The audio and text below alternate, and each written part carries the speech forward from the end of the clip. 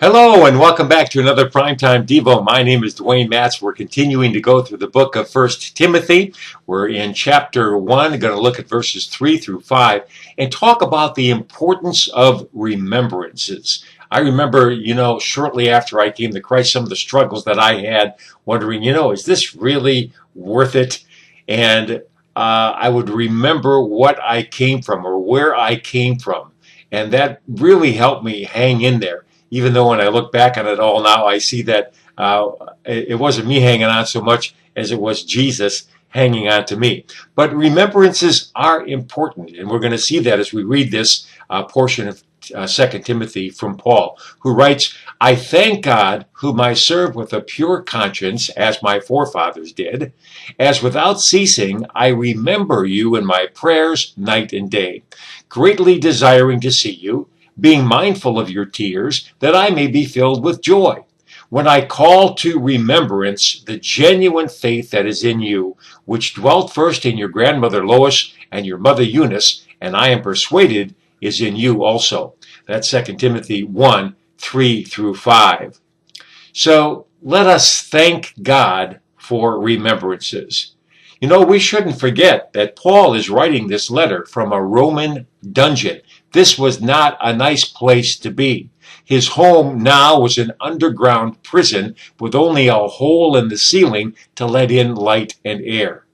Peter has already been crucified upside down. Many other Christians have suffered similar martyrdom, and Paul is on a short list of who's next. His friends have abandoned him. Only Luke remains at his side.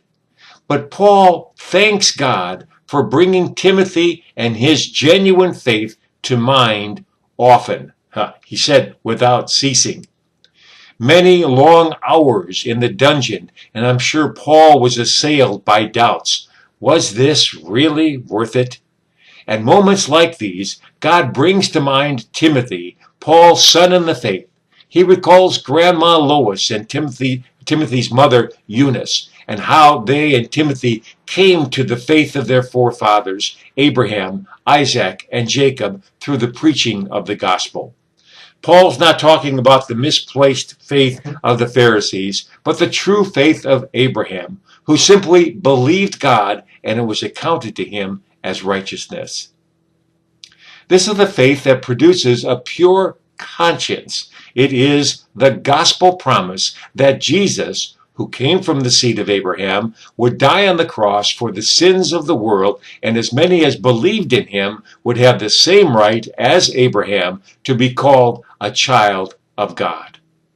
This Jesus, in whom Paul has faith, has cleared his conscience of any wrongdoing. It has convinced him that no matter his past, he will one day soon stand before God and be declared not guilty.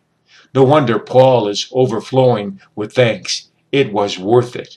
It is worth it.